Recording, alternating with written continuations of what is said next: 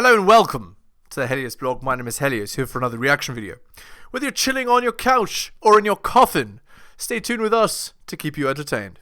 Today, Andrew Tate has a heated debate with Elon Musk, of all people. Let's get into it. The reason she's alone is because she's difficult. Women are not accepting the bare minimum.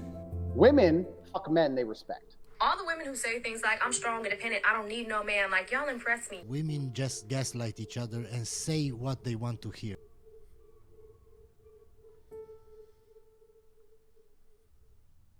It's just dropped out. Anyone else can? Yeah, I think he got a call. No, you got a call. Yeah, go ahead, Alex. There is a three-letter agency running this. Not all of them, but let's just say it starts with a C and it ends with an A. Sorry, go ahead, Andrew. Yeah, absolutely. And there's liberal NGOs which will sponsor agents of the Matrix. They'll sponsor females to end up in a house party and then lie to try and then put you in a Romanian jail cell and get you sitting with the cockroaches in a dungeon. And it's a very scary world where you get to a point where you're only trying to tell the truth, and they're going to punish you for that using endless lawfare. And this battle has only just begun. But the Matrix has truly cracked now, and it's going to be extremely hard to lie to us like they did before with X, the way it currently is. And I think it came at exactly the right time. I almost, without trying to sound pessimistic, there was a point where I kind of felt like I was losing hope. You couldn't tell the truth about anything. Everything was a lie. Everything from head to toe was a lie. And they're trying to lock us all back in our houses again, and we can finally talk about it. It's truly heroic, and Elon's taking massive Indeed. risk, and the respect I have for him for doing that is enormous. Absolutely. I mean, this is what happened. I'm going to shut up because I want to hear from Elon, but this is so historic. Elon Musk's courage, and it's true, I'm saying, has broken the back of the globalists. They'll never be able to turn this around again unless they have a nuclear war. Elon Musk has broken their back. Yeah. Well, I guess some people are afraid to die, but I am not. Indeed. That's and you know what? It's kind of crazy because I was talking to someone the other day and I was explaining. They were asking about my seizure, how they took all my houses, all my money, all my cars, blah blah. And I said, you never truly own anything on this earth anyway. You can have a piece of paper that says you own it, but if you piss off the government structures, they just get a judge to stamp a different piece of paper and you no longer own it. The only thing you own is your soul and your integrity. And this is the one thing they cannot take away from you no matter what they do to you. And that is the best feeling on earth. It doesn't matter if you can sell your soul to the devil and repeat what they want you to say, but then you truly own nothing. Indeed. Exactly. I agree entirely. If you sell your soul to the devil, you own nothing. Again, truth is most beautiful undraped. So, if you sell the truth, if you speak the lies, if you truly believe the lies, you are literally nothing. You're lower than a rat. Because you're willing to sell your own soul. And Yeah, I think I that as history books look back on this pivotal moment, Indeed. when X was finally freed and the information of the world could finally be spoken freely, I really do believe we're on the right side of history. And if you were to ask me if there's anything worth dying for, it would be for the freedom of humanity and to be on the right side of history. So I agree with you absolutely, Elon. Yeah, absolutely. I'm just generally in favor of civilization and the furtherance of civilization. And I think we should always be concerned that we can regress as a civilization. And Right. If you study history, you can just see the arc of one civilization after another as the civilizations rise and fall through history. We've been in a period of civilization rising very rapidly, but we should be concerned that we may be cresting, we may subside, and there are many times where I get late stage civilization vibes. Exactly. I have had the same impression that basically that we're going into a dark age, right? So before, right, I know it's an outdated term, and yes, like technically information was still recorded by the Arabian Empire and so on. I know this, but I'm speaking of Europe So before, right, it was like the hub of like civilization and had the information and all that, and you know, record keeping was great and la la la, and not progressive ideas, but you get what I'm saying, right? Like not progressive in 2023 language, progressive in, you know, like the year zero language, right? They were progressive in the sense that they looked towards the future and towards rational scientific thought, not that they called it that at that point in history. And then it went from that to information being controlled strictly by the church, and if you didn't believe what they said you needed to believe, you're a heretic, and you would be killed. That is closer to what we live in 2023 than free speech. Though, you know, Socrates had to take poison for corrupting the youth, for effectively, you know, having free speech. So, have we really ever had it? Is another question. And I guess with this change to Twitter, which is now called X, perhaps we can see true, unfiltered free speech. And I'm just worried that maybe we're cresting as a civilization and perhaps headed for a fall. So, yeah. Well, I agree with you because I truly believe, and a lot of people have said this before me, this is not an original idea, but I think as AI and machines and tech increases, a lot of people are going to be deemed useless by the overlords. And then you have to sit and decide, what are they going to do with all these people who have hopes and dreams, and they want healthcare, and they want a garden, and they want a house to live in, and they don't want to be treated like cattle. They're going to become extreme. That's the average person is treated like garbage in 2023. The average person can't even afford to live like their parents did. It's like 100 times harder to live like your parents did now than 50 years ago. Extremely inconvenient. So I don't think many people at home understand that this war cannot be avoided. I've had a lot of people who understand why they threw me in jail in Romania and understood I've done nothing wrong. And they said to me, why do you take up this fight? Why you don't just delete your Twitter and disappear and drive a Ferrari all day? And I explained that this war cannot be avoided. You're either on the front line and you're fighting for something, or you're sitting waiting to die. You're waiting for... Exactly. First they came for this person, then they came for that person, then they came for that person. Each time I said nothing. Then they came for me. It's why I have this YouTube channel. Because the truth needs to be said. It cannot be... You can't sit back and let other people do the work for you. There was a man, famous man, who said, be the change you want to see. You be it. So, I'm trying. For the Mongol horde to come over the horizon and drop your head Indeed. off. No, I totally way out agree. of it. And just to throw this in there, if you read, and Elon, I knew you were doing great work. When I saw you 6 months ago at the World Government Summit, where they're all just saying we're going to make everybody eat bugs and we'll make the decisions to put microchips in them, and you said, we don't want a centralized system. We want a diverse system. We want firewalls. And I don't agree with this Tower of Babel you're building. They know that we go through cycles, and they want to artificially create a great reset collapse, in their own words, to make everybody else poor, consolidate power, and they'll have a smaller type 2 civilization for themselves. And I think you're trying to build a type 2 civilization, or even a type 1 civilization, I should say, for all of us. Yeah, that exactly. The point, like, they want a global government so that they can centralize wealth even more, so that the average person is nothing more than a cockroach. And you said we need to have a debate about. Going interstellar. We've got to expand or we collapse. And Elon Musk is saying, correct me if I'm wrong, you don't stay in stasis. You either expand or you collapse. Yes, exactly. You either grow or you collapse. You don't. The steady state is basically an impossibility. So you have to pick it. You have to make a choice. Do you want to grow civilization, or do you want to decline and collapse? and because it's steady state is not stable. So, and I say we grow, and I say we expand, and we have more humans, and we become a multi-planet species and a spacefaring civilization, and ultimately be out there among the stars. And I think that is the exciting, inspiring thing for the future. Not a declining human civilization that dwindles to nothingness and where humanity dies with a whimper.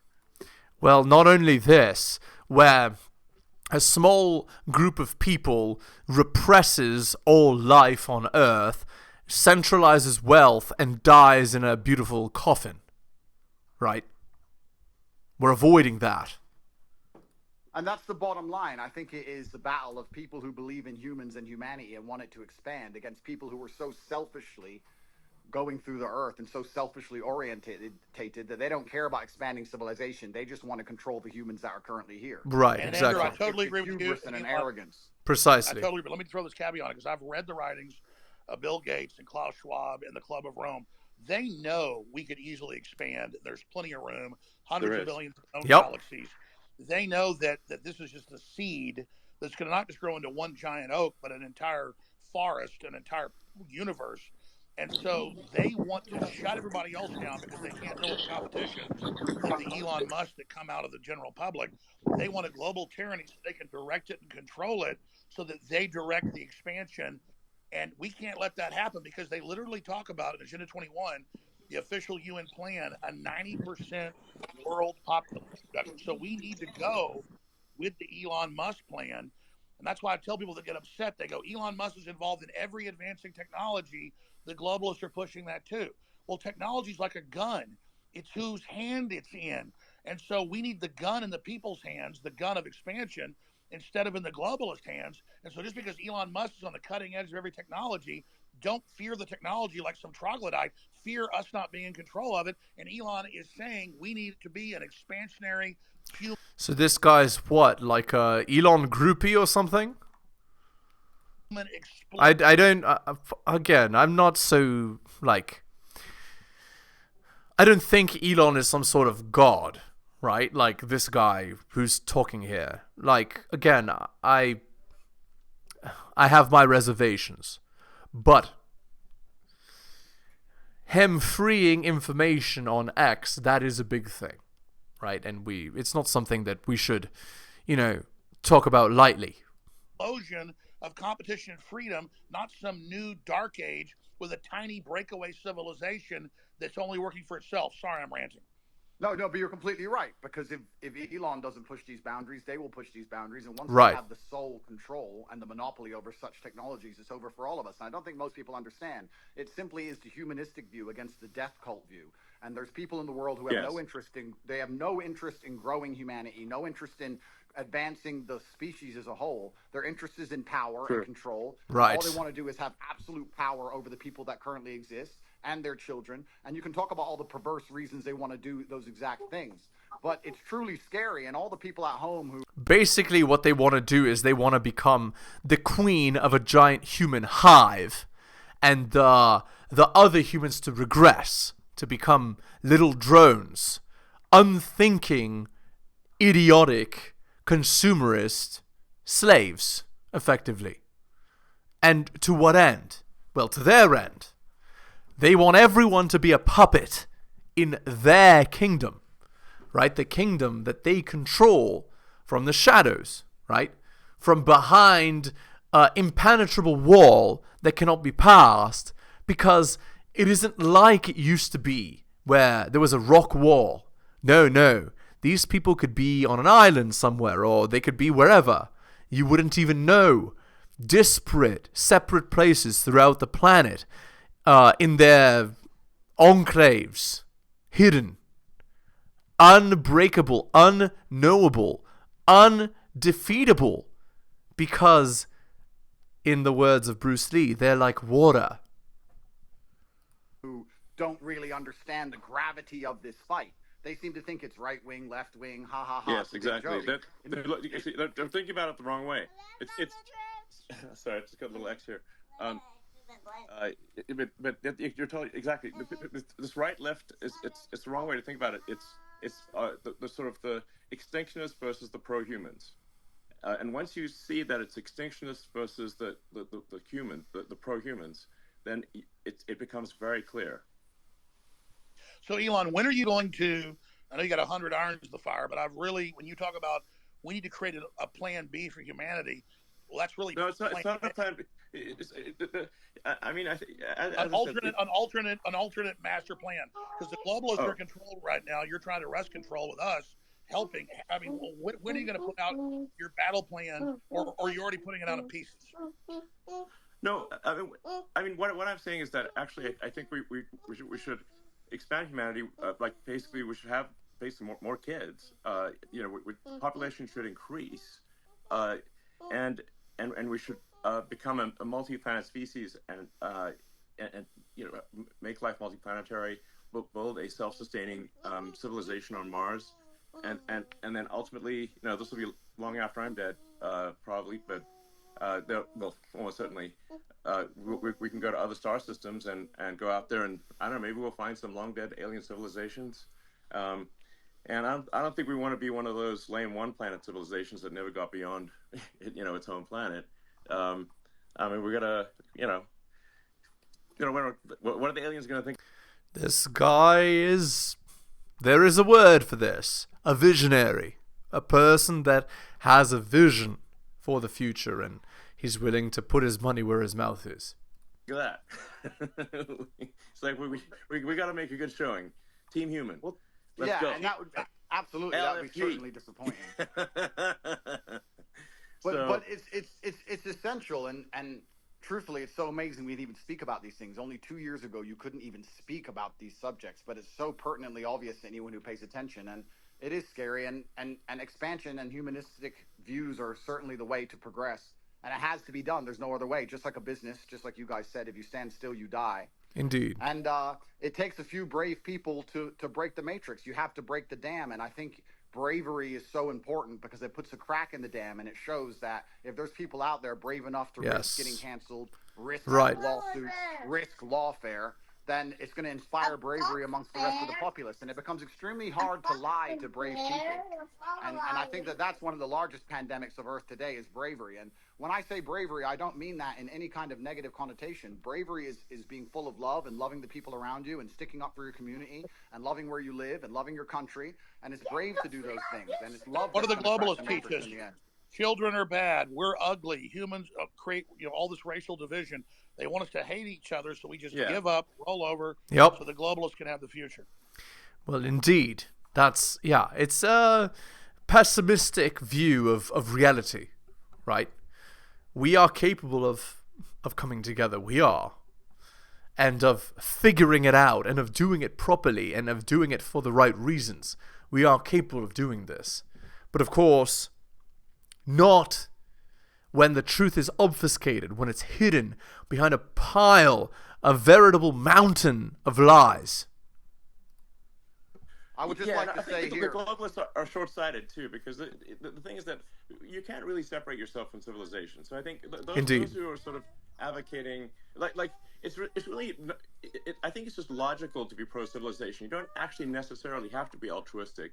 You just have to think long-term and say, obviously, you cannot exist in any good way without civilization. I mean, just watch one episode of Naked and Afraid, and see how much you want to go live in a forest by yourself. Indeed. We're in a super pivotal moment now, and the reason we're in a pivotal moment is because the machines cannot do the policing as of yet. My brother and I often talk about how bad COVID would have been if they had Terminator machines. You didn't have your mask on. You couldn't even appeal to the empathy of the person who knew how insane it all was. As soon as the machines control the policing, it's absolutely over, and we're not that far away. So we're in a very pivotal period now where the bravery that's required to resist the globalist oppression has to happen now. Soon the technology will exist, and it's over for everybody. We are at critical crossroads right now in the entire future of the human destiny, and I called it Plan B, but I mean, Elon, what do you call it? Just an alternate plan for humanity? Because we could have a debate, because the Black Rocks and the globalists are right now in control. They were 100% control. You and others have felt rested to maybe they're in 80% control. They're losing control very quickly as people discover what they're doing. But what would you call the debate and discussion about a pro-human future? Just team humanity? Yeah, Team Humanity, absolutely. That sounds good. But I think like something that is really important is like you just literally have to have kids, or there's no next generation. I mean, Alex, do you have kids? Yes, I do. I'm not as prolific as you, but I wish I was. They're the best thing in my life. I have 4. Okay, great. And Andrew? I do have a few. I won't let you down, Elon. I'm coming. I'm Okay, coming good. to take over your title. I'm coming to take over. I'm doing my best. You know, I Okay. gotta use He doesn't reveal it online, but yeah. my good looks for something. Well, I think we ought to encourage people to have kids And this is the bottom line argument. This is what is so important. We just talked about how the globalists are ultimately selfish and only care Well, about look at their own most power. most of the globalists don't have children, and Of course, because they're selfish. Here's the When you thing, have a child. you guys are all attacking the globalists, but if you ask a globalist, like I have friends who I would consider globalists, you ask them, their ideologies are aligned that they believe that somebody living across the world is just as valuable as somebody who lives in America. And I know, there's They've already arguments- enslaved the third world, and they're using them as... but that's not how everybody who you would categorize as No, you're right. There's a lot of useful idiot globalists, that's but the not- globalists at the top are depopulationists. That's their religion. So maybe if you want to look at the top, you can say globalists at the top. Some of them might have that view, but if you just talk to an ordinary person who Muddying the waters. views themselves as a globalist, they're not saying, "Oh, I'm evil." They're not an evil person. They just have this belief that every human being around the globe is equal. That's I would all call they're that an looking at. internationalist. That's an internationalist. A globalist wants one world government run by corporations. Yeah, well, I think you can label them differently, but I think if you talk to somebody, Well, who's Henry globalist, they're gonna- Kissinger was a globalist. Zbigniew Brzezinski was a globalist. I'm not trying to be mean to you, but their number one rule is the Earth is too small. We can't expand. We've got to bean count and put everybody on rations. We've got to social engineer and end the normal human program because humans are That's womanism. failed. They want to turn us into factory farm humans. Those are allowed to survive. I'll answer the question. I'll answer the question. Sorry, quickly. guys. If we can just say like, so some of these titles are a little confusing. If someone's an internationalist or a globalist, I think what can achieve some disambiguation here is to say like, does someone have as an axiomatic belief that there are too many people on the Earth, or do they not? Do they believe that the Earth can sustain the current population, or do they think it cannot? Now, the reality is Earth can actually handle a human population probably 10 times larger than the current population. Earth is actually very sparsely populated by humans. Indeed. We only see density because if we're in a dense urban environment like New York or Boston, London or something like that. But if like here would be like a good test. If you took a plane from LA to New York and you try to drop a bowling ball and hit somebody, your chances of success are basically zero. You'd have to drop 10,000 bowling balls, maybe. Yes, you just and I'll tell you sort of something that may scare people a little bit is that there are thousands of objects falling onto Earth from space all the time, and they all miss. How often do you hear about someone actually getting hit by falling by meteorites? Absolutely. There's one known case of a woman with her house getting hit by one. Elon, yeah. I want to just respond to Ed actually for a second because again, when it comes, I think it's good to get a good counter view here. I think that there's two different things going on, Ed. And I know what you're trying to say, but there's a separate point about your obligations, right? So you can, and I believe everything has been said about the importance of expansionism for humanity being pro-civilization and expansion pro-human race to win. That's like a separate axis, though, from saying where are your obligations where you are, right? So we talked about procreation and family. Then we talked about the nation. Well, look, I have 2 kids. As a father, my moral obligation, I believe, is first and foremost to my family. And then, let's say, as a president, my moral obligation is to the citizens of the nation that I lead. And then you can worry about hunger in the Congo or whatever else needs to happen in the Darfur or in other places. And so I don't think that you're saying necessarily that life... Charity begins at home. Exactly. And that's not saying that life abroad is any less valuable inherently. And so when you say like the globalist view is that all it's saying is that all life is equal wherever it is on Earth, it's not like I think the view, an alternative view, is countering that. There's also just a separate place in terms of where you're situated. Where's your obligation, right? As a father, it's to your family. As a president, it's to your country. And just because you believe that's the hierarchy of your obligations means somebody else is the leader of one of those other countries. And that's an obligation that they have too. But that's like a different discussion. Well, the neoliberals, the neoliberals in their own PR, they're the ones doing the worst things on the earth. They just say, oh, we want global government because we want to give Africa's representation. Then they lock them down for 3 years and starve 30 million of them to death, and then organize them to flood us as a political underclass. This is cold-blooded Henry Kissinger State Department Memorandum 200. I mean, they've got. It's not black and white. I think there's two different conversations. But what is black and wait? What but is, can we just? I'm sorry. Go ahead, Andrew. Go ahead, Andrew, and then we'll go to Dave. Andrew? Okay. What I do believe is black and white is simply, if you read a history book, you'll see the worst things that humanity have ever done have been done with good intentions. That's what's so bad about evil acts, is that people think they're doing the right thing. And that's the most dangerous thing about it. And this idea that they look at all human life as sacred and all the same, I actually disagree. I think the reason they will prioritize people in a third world country, for example, you'll say it's because they see us as equal. I think it's because they see us now as spoilt and annoying. They don't like that we need pensions and living space and healthcare. They simply want slaves and a robot class, and they'll do anything it takes to get it, and they'll get it. Agreed. Yeah, I think that's closer to the truth. Exactly. Useful idiots is what they want. They don't want people to think for themselves, because people that think for themselves are annoying and hard to control. You don't want to be the NPC like Hassan. Okay.